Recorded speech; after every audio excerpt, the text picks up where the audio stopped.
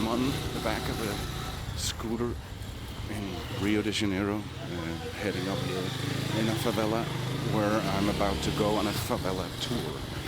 What that's all about, sorry, you can hear more about in this episode. This is the Radio Vagabond podcast. Today I'm in the heart of Rio de Janeiro in Brazil, and later I'll take you to a favela. But we start in a place that resonates with the beats of millions of hearts, the legendary Maracanã Stadium. Sitting here, I'm right in the middle of bright colors and the sound of cheering fans. This place is more than a stadium. It's full of excitement, history, and football. You know, what you guys in the US call soccer. It was a central venue for the 2014 FIFA World Cup and the 2016 Olympics. Here, with my nomad friends and cheering local fans, it's clear that Maracanã is not just a place to watch football. It's a place to experience the soul of Brazil, a country where football isn't just a game, but a way of life. And then one of my friends point out that they're singing my name.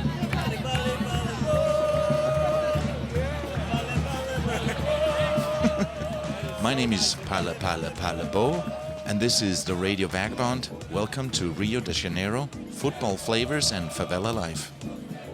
This is the Radio Vagabond.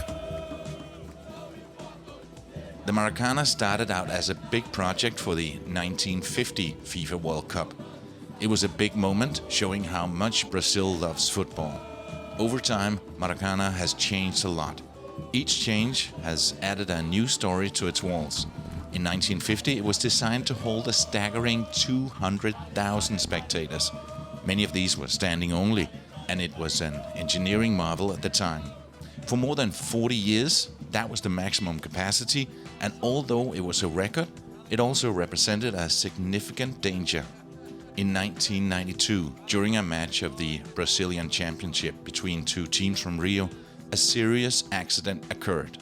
A part of the stands collapsed, causing more than 50 people falling and the death of 3 of the spectators. Due to this fatal event, the Maracanã Stadium was remodeled to accommodate a maximum of 130,000 people. This has been reduced even more, and now the Temple of Football can house 78,838, which is still quite impressive.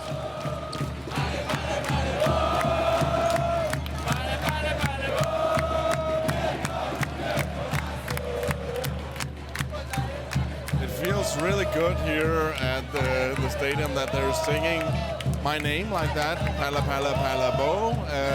I'm sure you can hear it. That's what I hear. That's all I hear. And they just showed on the jumbo screen how many spectators we are, and 1,782 people in a stadium that fills 80,000. But still, it's been truly amazing and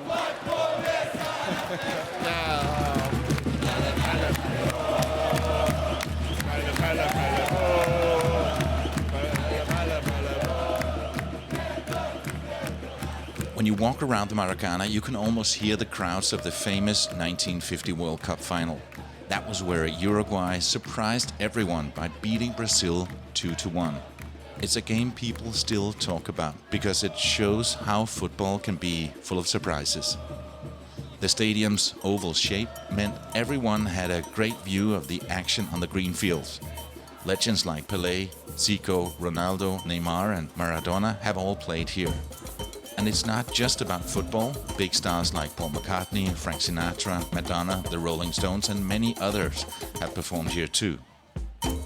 The ultimate destination for armchair travelers who are looking for inspiration to get out into the real world and let loose their wanderlust. Good afternoon. Can I help you?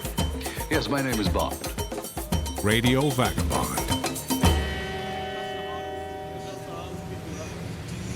I'm in a favela in Rio right now, and a favela is the Brazilian way of saying a slum area or a poor area. Does everybody have 5 reals for the motor taxi? Yeah, Everybody have 5 reals? yeah. We're going to be doing a motor taxi to the top. It's on a steep hill, so that's the best way to move around in a favela. You don't want to walk up these hills, and you can't get an Uber up here. The regular taxis, they do go into the favela, but the most normal thing is to take a motor taxi. Now I'm about to go on a favela tour, a guided tour with a group. We're 7 or 8 people, and we're going to be learning a lot about a favela here in Rio de Janeiro.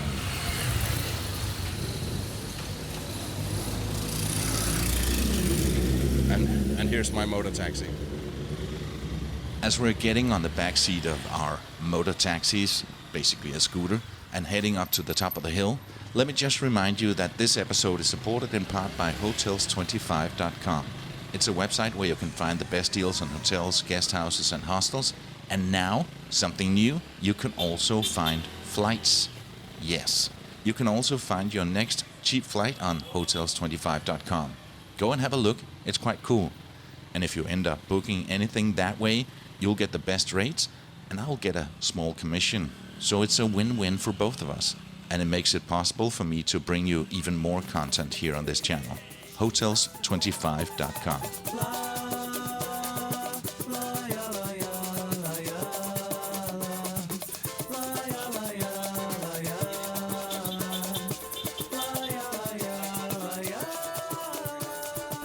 We're in a favela called Vidigal, with a view of the city where the landscape is a mix of beautiful beaches and steep hills. On many of these hills you'll find neighborhoods called favelas. These are really distinct because the houses are often built really close to each other with narrow streets winding through them. These houses are usually made from concrete and bricks, so not tin shacks, and they're painted in all sorts of bright colors. It's a kind of a patchwork quilt of buildings clinging to the hillside. All right, well, welcome to Vidigal, officially. So we'll start here, and then we're gonna walk down the favela through the alleyways, and we're gonna go visit the ecological park. I'll tell you more about that when we get there, and then we'll walk back to the space. So we won't do too much today just because it's hot. And with regards to photographs, you can take photos everywhere you want. Just avoid taking photos of people. And at any point in time, it is possible that we do come upon people who are armed. But don't be afraid. They have nothing towards any of us. None of us have anything to do with them or what they're doing here. And there's kind of a mutual understanding, you know, of mutual respect. So everybody does their own thing. And if you have nothing to risk or any involvement in drug trafficking, then you have no problems. So you don't have to worry. All right?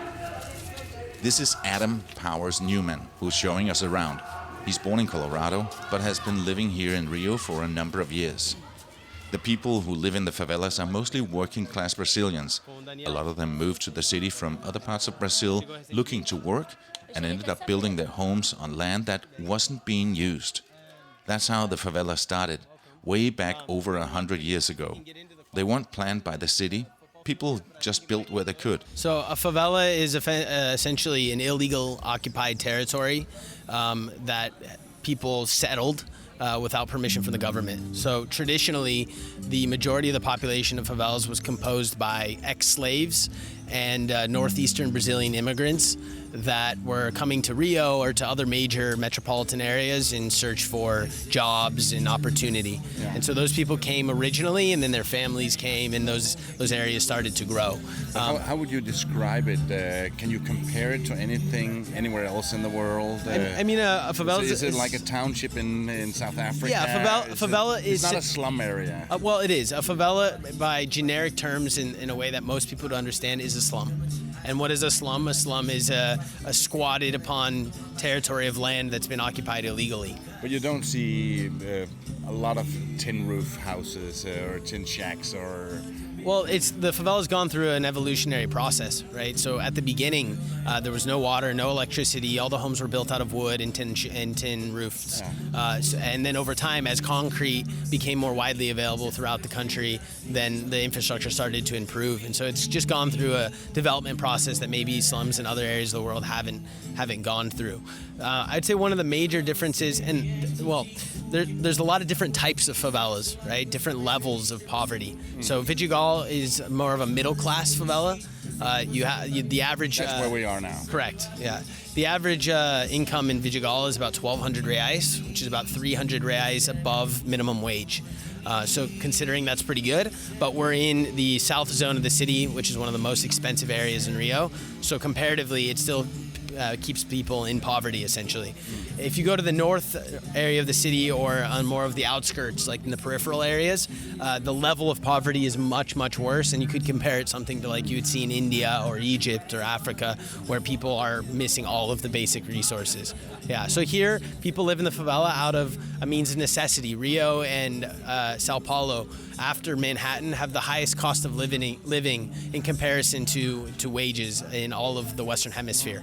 So although people, you could think, okay, $300-400 a month, that's pretty good considering to somebody making $1 a day in India, right? But considering the cost of living is so high, 80% of people's income is going to go to their rent and a little bit for their food, and there's nothing left over. So people can't really ever move forward.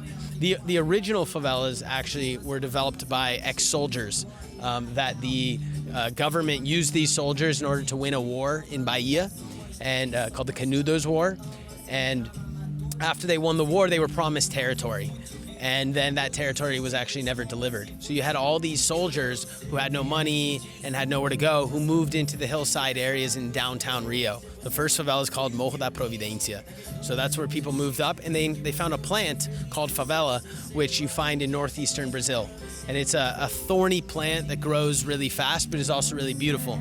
So there's also the kind of this, simile, this kind of metaphorical comparison of favelas being something that grows fast, has lots of thorns, but is also very beautiful in its own way. So favelas have been around since the late 1800s. Over time, more and more people who were struggling to find affordable housing in the city started building their homes here too. Vidigal is a diverse favela in which you'll find anything from fancy bars to authentic corner shops. The locals are beyond welcoming, as they're used to having international travelers around. 1 in 3 people in Rio live in a favela. That means about 3 million people live in a favela, so it's a huge part of the city, which generally goes unshown. The municipal government and the state government has made it very clear that they have no interest in supporting the favelas through tourism, and has basically all but removed them from the touristic map. This is a new policy by the most recent government, which is led by a pastor. The mayor right now is a pastor of the evangelical church, so very conservative, aligned with a lot of the other government elements that you see. But they've now put red zones all over the favelas and called them high-risk areas, and are basically not motivating people to go there at all. Over the past 4 years before that, we had done a lot of really good work. I was a founding member of a nonprofit that brought together leaders from favelas all over the city that work in tourism to create new legislation that forced large companies to work with locals when operating any kind of touristic experiences in the communities. So before that, you had what they call the Jeep Safari tours, which were these Jeeps that would put a bunch of people in it, charge huge amounts of money, drive them through the favela, telling them that they're at risk of being shot if they weren't with them. And almost none of that money actually stayed in the community, and it just contributed to strengthening a lot of the social divide and stereotypes about communities. And so we created Favela Experience, which is kind of a tool to try and combat that and show that tourism in the favelas can be done responsibly, it can be done sustainably, but it has to be done in partnership and by the people in the community. So what we generally do if we're going to operate experience in a new community is we first engage the local leaders in that community, and we start to map out what does the authority look like, what are the different areas of interest, what are the different social projects, what are the different places that people might be interested in seeing, and see if those people are interested in being part of the tourism economy. If they are, then under what circumstances? How would they like to show their community, and which way should that be done? So we take that information mixed together with what some of our corporate partners might be saying about what they want, and we try to find a happy medium. So defending the professional needs of a large-scale, travel agency or hotel, and combining it with the needs of the local community so that we can get a product that's a win-win on both sides. From here, where we are now, the view is totally amazing, and we can see all the way down to Ipanema Beach. And at the same time, I've been down there also at nighttime when I can look up here to see this mountain and see all the lights at night flickering. So I thought, wonder what it's like up there. Now I have a feeling of it. Yeah, no, that's awesome. I mean, I think, you know, a lot of people come to Rio and they're really kind of scared, or, you know, they look up at the hillside from above and it's like this mysterious place of like, what's going on up there? Can I go there? You know, and that's what happened to me when I first moved to Rio. It was like I looked up to all these tiny, you know, colorful, you know, poorly constructed homes, and I said, what is going on there? Like, it's beautiful, though it's doesn't make any sense, you know, like the most beautiful locations in the city are full of, you know, brick homes, and I said, can I go there or not? And so I think, you know, that's, we want to break down that barrier that prevents people, you know, from going to cool places. Yeah, favelas are kind of like their own world inside the city, but they also have their share of problems. For a long time, they were kind of ignored by the government, which meant that they didn't always have things like running water or electricity. Plus, some favelas have issues with crimes and gangs, which can make them dangerous places, especially for tourists who don't know the area. The hardest people to convince about everything I've been telling you are people from Rio. Yeah. Because most of them have been programmed by the machine, right? So they go home every day, they turn on Global News, and Global News goes, one more shooting in the favela, everybody's dying, you know, the sewage is leaking everywhere, it's hell on earth, stay in your home, you know? So the media perpetuates this terrible image, unfortunately. My strategy is basically, is there even a place for engagement? Right. If there's not, then I'm not even it's not even worth it, because like they're already so closed-minded, they already think they know everything, so just like let them live in their box, and that's cool. Other people just don't know, but they're curious, and especially when they meet me, it breaks down everything in their mind. They're like, what the hell? How did this Jewish American guy move to Rio, and now he's living in the favelas, and he's telling me that he has a quality life there? Something's wrong there. So in many ways, I'm able actually to break down that bridge easier than people from the favela. But what we want to do in the future is start offering tours to the favelas just for Cariocas that are free. Cool. So that we can just start getting them into the community and start creating more interdialogue between local residents. Because the same way that there's stereotypes of from the rich neighborhoods about the favela, it's vice versa. Okay. People from the favela think rich people just want to screw everybody over, that they're bad people, that they must have scammed somebody, or they're corrupt, or they don't care about poor people, and that's also not true. Have you, so one of the women that I spoke to a couple of nights ago is actually from this favela, I think. That name that you said sounded really familiar. Yeah. And I asked her if in her like 30-something years of experience she had ever heard of a tourist getting hurt or injured in a favela, and she said no, she can't think of anything. And you've said the same thing on this tour. Can you think of but it's different for a local, because I stand out. People know that I'm a tourist, right? Here in the neighborhood. But if a Carioca comes into a favela, maybe there's a different response. Is that true? Or? It's not true, actually. Okay. No. So again, it depends on the favela, right? Every favela is different. Sure. Totally. Like there's favelas in the far north zone that it's just hell. Like bad neighborhoods. There's crackheads everywhere. There's fires everywhere. Like there's guys with machine guns all over the place. Everybody's on drugs. Like it's really, really intense. It's really sad. So this is not like your regular tourist spot in Rio. Some favelas are safer than others, and in recent years there's been a push to make them more secure. But it's still a good idea to be really careful. If you're super curious about seeing a favela, it's best to go with someone who knows the area well, like a local guide.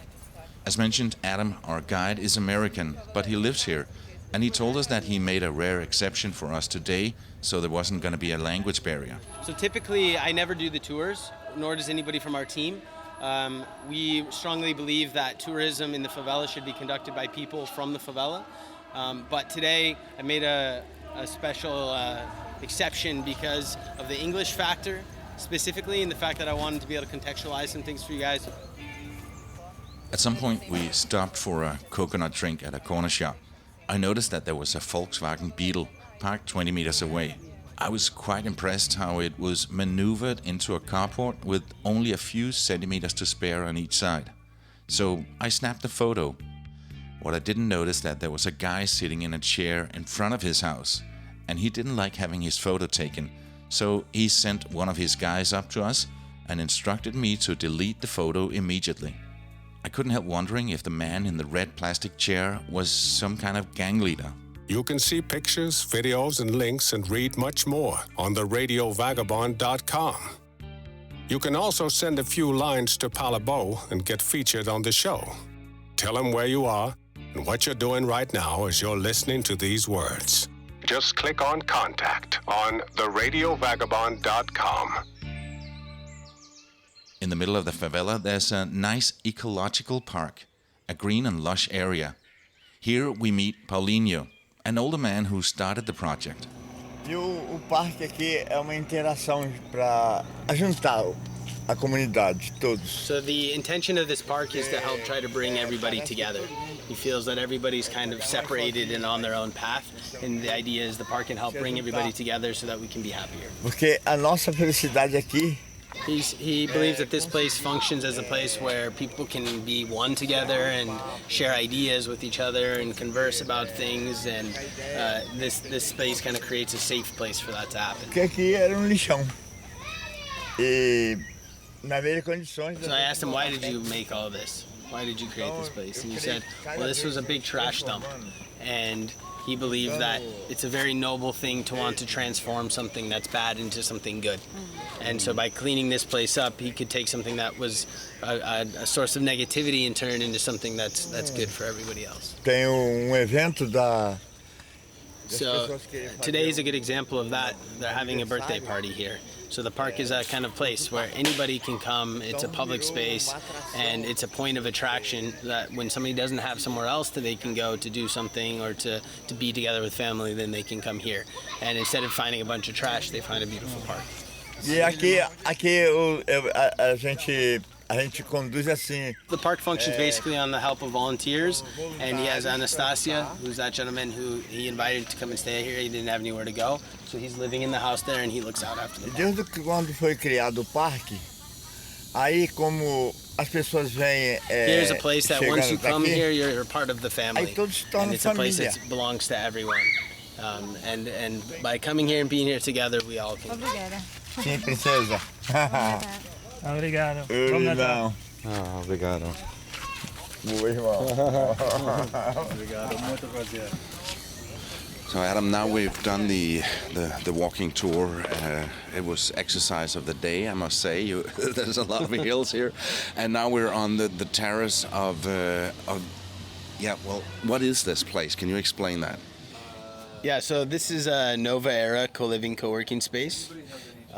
It's a space located in the favela that facilitates people from all over the world, specifically digital nomads, to be able to come and stay in Rio at an affordable rate in a place where they can have a deep, immersive cultural experience that's both affordable and interesting, in a community that's safe and provides easy access to the beach and to the forest, and really creates just an interesting experience for those travelers that are looking for something a little bit beyond. Yeah. Why did you choose to have it in the favela? Well, I think that Rio is an incredible city, but there's so many levels of culture and experience within the city beyond just going to Ipanema Beach or going to the Christ statue or just having a caipirinha or going to samba or to watch soccer. And so the favela is where 30% of the population lives. Nearly 3 million people live in favelas. So it's a huge piece of the Brazilian culture. And I think if you want to come to Rio and you want to know Brazil, staying in the favela gives you an opportunity to really experience it at its base. And so we chose Vidigal favela specifically because of its location, in the south zone of Rio. It's close to the beach. It has beautiful views. It's in a safe community. To go out at night, there's plenty of nightlife options. It's affordable. So I would say ultimately it's about that. Is we really wanted to create something that was immersive and also offer the ability for people to contribute to somewhere that also gives back socially. Yeah.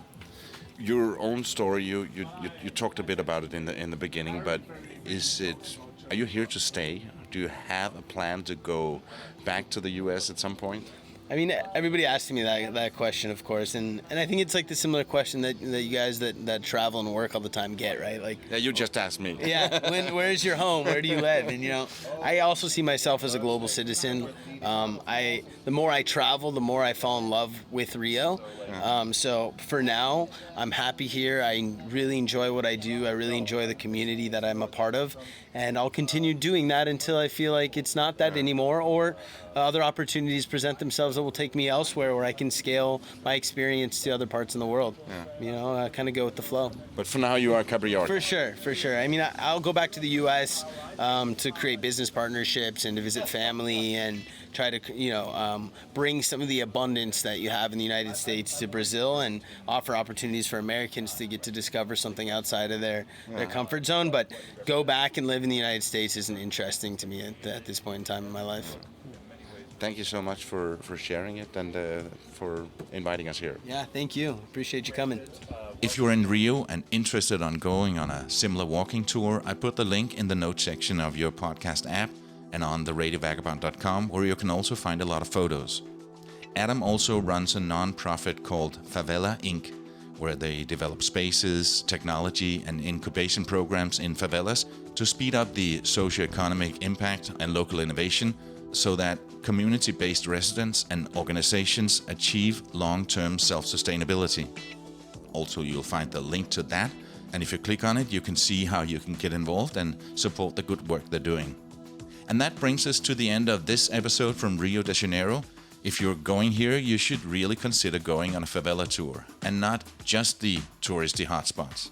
But you should, of course, also see those. So, in the weekend, you'll get a quick guide to the top 7 must-see attractions here in this Samba city. That's another one of our new 10-minute Vagabond shorts. That will also be available as a video on YouTube and the Radio Vagabond on Facebook. Make sure that you don't miss that one. Next Travel Tuesday, I have more from Brazil for you. My name is Palabo, and I gotta keep moving. See ya. Radio Vagabond. Produced by RadioGuru.co.uk.